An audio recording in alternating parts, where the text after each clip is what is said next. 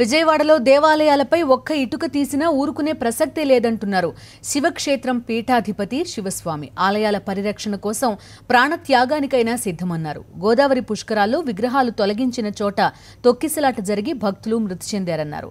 ఇప్పటివరకు తొలగించిన ఆలయాలను వెంటనే మళ్లీ అదే ప్రదేశంలో నిర్మించాలని ఆయన డిమాండ్ చేశారు.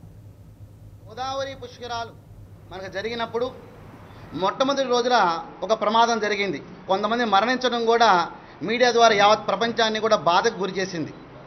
మరి అక్కడ ఉన్న సుమారుగా 108 నాగప్రతిష్ఠ శిలల్ని 2 శివలింగాలని ప్రొక్కిలేనితో నదిలోకి నెట్టివేసి అదే ప్రదేశంలో ఆ నిర్మాణం చేయటము, అదే ప్రదేశంలో మరి కొంతమంది చనిపోవటము మరి చాలామందికి ఈ విషయం తెలియదండి.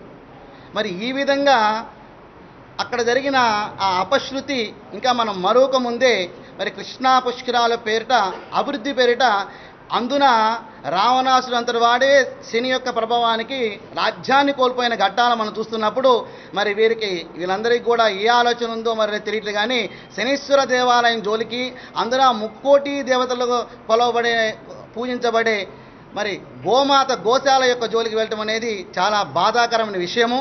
ఒక్క దేవాలయం మీద ఒక ఇటుకరాయి తీసినా కూడా సుమారుగా ఈ 2 తెలుగు రాష్ట్రాల్లో ఉన్న 353 మఠపీఠ ఆశ్రమాధిపతులు అందరూ కూడా నిరాహార దీక్షలో స్వచ్ఛందంగా పాల్గొంటాము.